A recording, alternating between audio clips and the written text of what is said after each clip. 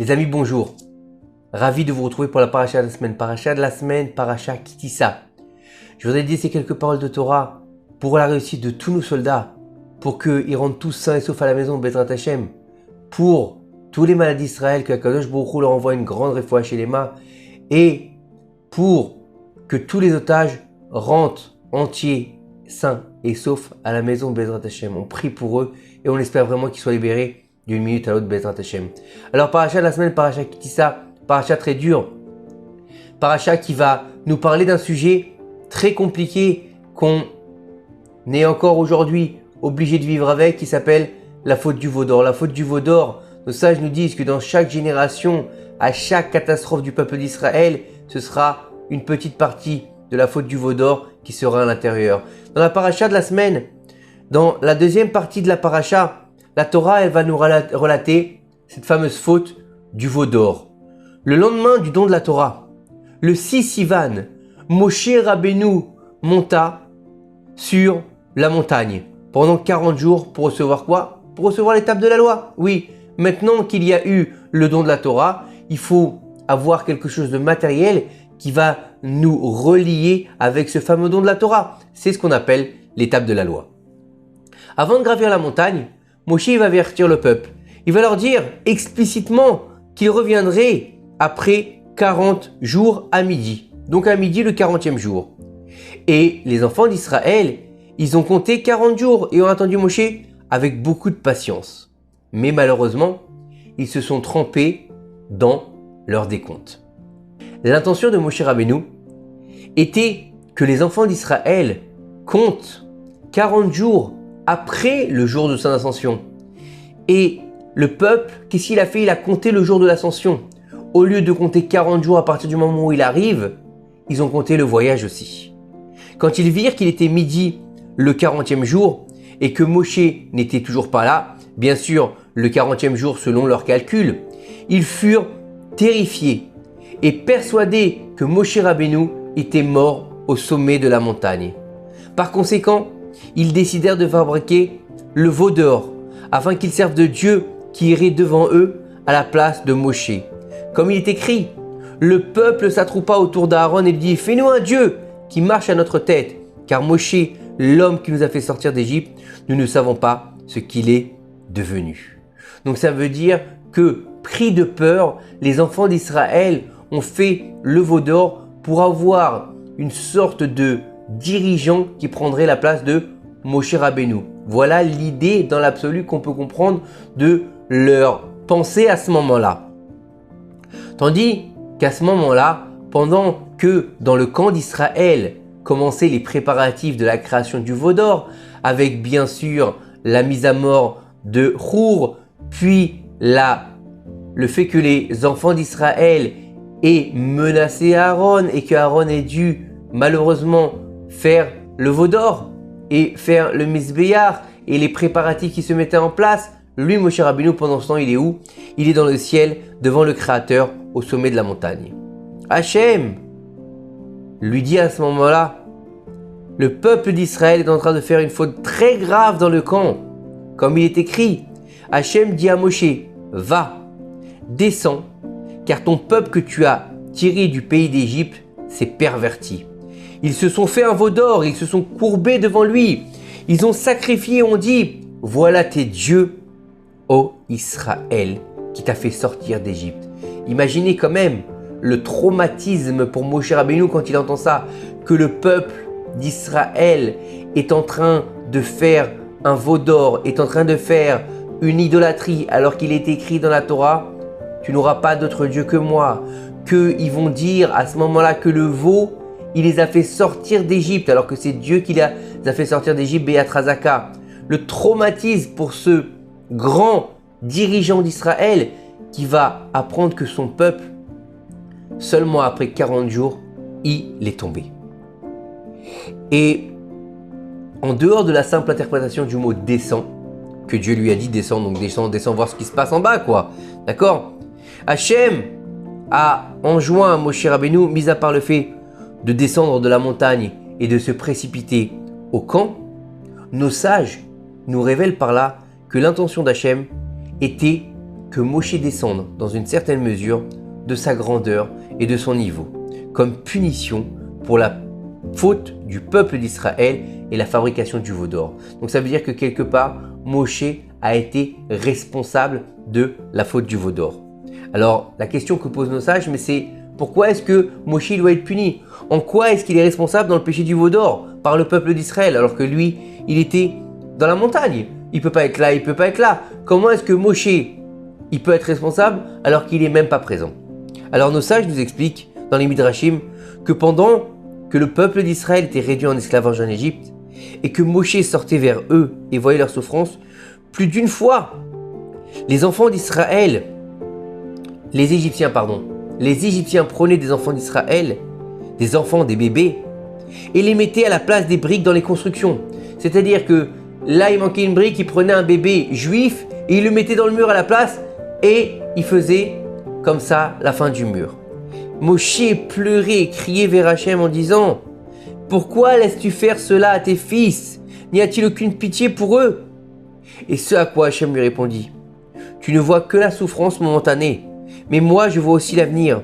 Si ces enfants restent en vie, ils causeront de nombreux malheurs au peuple d'Israël. » Voilà la réponse d'Akadosh Baruch Hu. Néanmoins, Moshe insista pour sauver au moins un enfant. Et Akadosh Baruch Hu accepta. Et cet enfant, il l'appela Micha. Moshe lui demanda de ne jamais le quitter et de toujours rester près de lui afin de devenir saint. Le jour où les Bnei Israël quittèrent l'Égypte, Moshe chercha le cercueil de Yosef Hatzadik pour le ramener en terre d'Israël. Pourquoi? Puisqu'il a fait promettre aux enfants d'Israël de ne pas laisser ses ossements en Égypte. Donc qui c'est qui doit s'en occuper? C'est Moshe Rabbeinu. Mais les Égyptiens, ils avaient jeté le cercueil dans le Nil pour retarder la fin de l'exil parce qu'ils savaient, les Égyptiens, que le peuple d'Israël ne pourrait pas sortir si Yosef ne partait pas avec eux. Qu'est-ce qu'il a fait Moshe? Il a pris une plaque d'or, il a écrit dessus « Allez Shor, mon taureau » puisque Yosef Hatzadik est représenté par un taureau. Et donc il a demandé au Shor, au taureau, de sortir du Nil. Puis il jeta la plaque dans l'eau et le cercueil de Yosef apparut immédiatement à la surface de l'eau. Le petit Micha, qui était présent, récupéra la plaque qui était dans le cercueil, sur le cercueil de Yosef. Quand le peuple d'Israël décida de faire le veau d'or, Aaron leur a demandé de l'or pour pouvoir le fondre et faire quelque chose. À ce moment-là, Micha y jeta la plaque où il y avait marqué Aléchor dans le chaudron où Aaron avait jeté l'or pour le faire fondre pour fabriquer une statue, quelque chose. Il n'était pas forcé qu'il fasse un veau d'or. Aaron n'avait pas décidé qu'il allait faire un veau. Non, Aaron il devait faire une idole pour le peuple d'Israël. Mais quand Micha a jeté cette plaque dans le chaudron, miraculeusement, un veau d'or vivant est sorti et il a crié. Donc imaginez le traumatisme. Il y a un veau qui sort miraculeusement du chaudron, il commence à se mettre à bouger et à parler, alors qu'un veau ça parle pas, et il leur dit « Je suis ton Dieu qui t'a fait sortir d'Égypte ». Vous imaginez? Un peuple entier qui voit ça, c'est mieux que du Spielberg. Et donc, étant donné que Moshe a insisté à libérer Micha, même si Hachem a décidé qu'il devait mourir, c'est cela qui a causé l'échec du peuple d'Israël et le péché du veau d'or. Parce que sans la plaque de Micha qui a été jetée dans le chaudron, le peuple d'Israël n'aurait eu aucun moyen de créer un tel veau. Peut-être qu'ils auraient fait une statue en or, mais une statue inerte qui n'aurait pas eu la même conséquence, qui n'aurait pas pu dire voilà, je suis ton Dieu qui t'a fait sortir d'Égypte. Donc ils se seraient retrouvés face à quelque chose de banal, bateau, que le Erev Rav aurait amené en avant sur le peuple d'Israël et les enfants d'Israël ne se seraient pas accrochés à ce veau d'or. Donc, par conséquent, Hachem, il a puni Moshe pour ça en lui disant « Descends, car ton peuple, car le même Micha que tu as sauvé, ton peuple, c'est quoi? C'est l'acronyme de Micha. A causé d'immenses préjudices au peuple d'Israël. Toi, tu pensais faire une mitzvah, mais regarde les conséquences de ta mitzvah. Ça fait une avéra totale. Ça fait que, parce que toi, tu as sauvé un bébé, que tu pensais que je faisais pas bien mon travail, lui dit Akadosh Baruch Hu, maintenant le peuple entier est passible de destruction. Ça veut dire que moi j'ai voulu enlever de ce monde une épine et toi tu as laissé en vie cette épine qui va causer la destruction totale du peuple d'Israël. De plus, quand les enfants d'Israël ils sont sortis d'Égypte, ils ont été suivis par qui? Par le Erev Rav. Et Hachem il ne voulait pas que le Erev Rav suive les enfants d'Israël. Il ne voulait pas parce qu'il savait que ce Erev Rav, ce ramassis d'Égyptiens qui était sorti avec les béné Israël, allait causer de nombreux problèmes au peuple saint, au peuple d'Israël, parce qu'il n'était pas saint. Moshe, lui, les a rapprochés sous les ailes de la Shekhina. Et ce sont eux qui ont poussé les enfants d'Israël à faire le veau d'or. Comment? Il est écrit là-bas, le peuple voyant que Moshe tardait à descendre.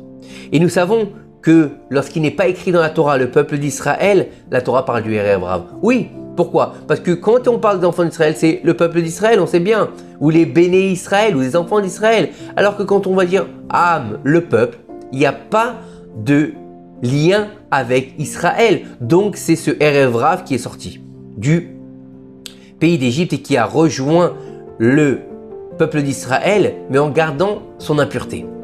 Le Harizal, il va nous rapporter que dans l'Écouté Torah Parashat Vayetranan, qu'au moment du don de la Torah, Moshe a atteint le 50e niveau de sagesse. C'était le plus haut niveau, les 50 portes de la Bina. Et il a réussi à atteindre ce niveau Moshe Rabbeinu. Mais puisque maintenant indirectement à cause de lui a été fait le péché du veau d'or, il a été puni et est redescendu au 49e degré de pureté. Rabbi Israël de Koznitz Zatzal, dans son livre L'œuvre d'Israël, fin de Parashat Yitro, explique que Moshe croyait que le don de la Torah, chose la plus sainte sur terre, se produirait le jour le plus saint de la semaine, c'est-à-dire jour de Shabbat. Il a fait en ordonnant un jour de purification de plus aux enfants d'Israël de son propre chef. Il leur a dit purifiez-vous 3 jours.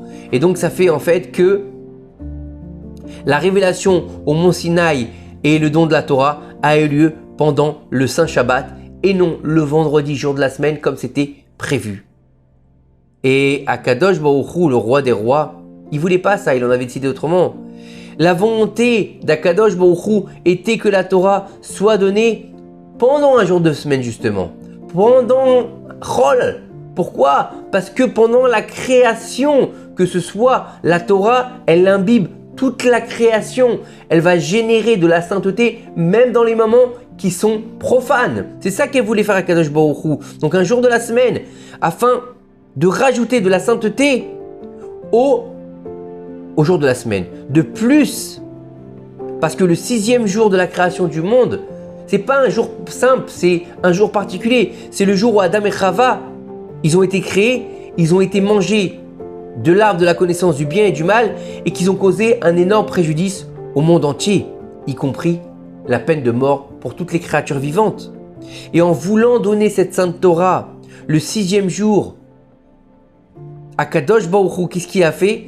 Il voulait en fait réparer la faute originelle. Il voulait corriger par là, en donnant la Torah le 6e jour, réparer la faute originelle d'Adam et Chava. Tout le mal du monde aurait été déraciné et le monde aurait atteint la réparation et la perfection. Si Dieu avait donné la Torah le fameux jour du vendredi, il y aurait eu réparation de la faute originelle et donc on serait arrivé au niveau de la réparation totale de la faute originelle, ça aurait été l'avènement messianique. Si Akadosh Baruch Hu voulait que se passe ainsi et que le monde revienne à son intégralité première, il n'y avait aucun risque que 40 jours après le don de la Torah au mont Sinaï, le mauvais penchant réussisse à confondre, à attirer le peuple d'Israël pour qu'il commette le péché du veau d'or. Bah oui, parce qu'il serait revenu avant la faute originelle, donc il n'y a plus de péché. Il s'ensuit en fait que c'est à cause du jour que Moshe il a rajouté, et il a dit au peuple d'Israël de rajouter que le péché du veau d'or il a eu lieu. Et c'est ce que Moshe il va dire aux enfants d'Israël un jour avant sa mort, avant de partir, quand il va leur donner ses directives, il va leur dire « Oui, vous avez été rebelles envers Hachem depuis que je vous connais. » Cela ne signifie pas que Moshe Israël, l'aimé d'Israël, a voulu leur dire en guise d'adieu qu'ils avaient été rebelles envers Hachem depuis qu'il les connaissait, mais plutôt qu'il a cherché une circonstance atténuante par affection pour eux. Il leur a dit, vous avez été rebelles envers Hachem, c'est-à-dire que vous êtes détournés d'Hachem Ilbarar pour servir une idole, mais qu'en fait, cela s'est produit à la suite de depuis que je vous connais, c'est-à-dire depuis le jour que j'ai ajouté à votre jour, de ma propre initiative, avant le don de la Torah qui était reporté du vendredi au Shabbat et qui n'a pas réparé la totalité du monde. Donc on voit que par là, l'importance de ne pas faire les choses de son propre chef au niveau de son service divin. Il faut toujours suivre le cheminement qu'Akadosh Baruch Hu nous a donné. Bien sûr, on va pouvoir prendre des initiatives pour se rapprocher d'Akadosh Baruch Hu, pour faire teshuva, pour augmenter dans sa Torah. Mais ne prends pas d'initiative, ne deviens pas un Baal Tosif, ne rajoute pas aux injonctions divines. Toi, tu penses que tu es plus intelligent qu'Akadosh Baruch Hu. Pourquoi? C'est impossible, tu es limité, il est illimité. S'il pense que le jour du don de la Torah doit être le vendredi, il aurait dû être le vendredi. Mais Moshe Rabbeinu a failli. Il lui a dit de ne pas faire sortir le Erev Rav, il a fait sortir le Erev Rav. Et ça, tout ça a entraîné la chute du peuple d'Israël dans le veau d'or, faute pour laquelle nous subissons encore les conséquences aujourd'hui en 2024 de l'ère vulgaire. Donc ce qu'on peut apprendre aujourd'hui de la paracha Ki Tisa, c'est surtout de comprendre que il faut servir à Kadosh Baruch Hu selon ses directives et pas selon nos directives. Et par là, on arrivera à faire quoi? On arrivera à faire fondre le veau d'or qui est en nous parce que notre orgueil et notre pensée de croire qu'on est capable de réfléchir par nous-mêmes et de servir à Kadosh Baruch Hu comme nous on l'entend, ça s'appelle aussi de l'idolâtrie. Que ces quelques paroles de Torah, elles nous aident à faire venir le Mashiach Bimera B'Amenu et que le peuple d'Israël soit victorieux dans cette guerre contre le mal. Be'ezrat Hashem Ilbar. N'hésitez pas à partager, à liker, à nous donner des commentaires et surtout à diffuser cette Torah au maximum pour faire venir la Géoula Bimera B'Amenu. Amen. Kenei Ratzon. Shabbat Shalom Umevorach.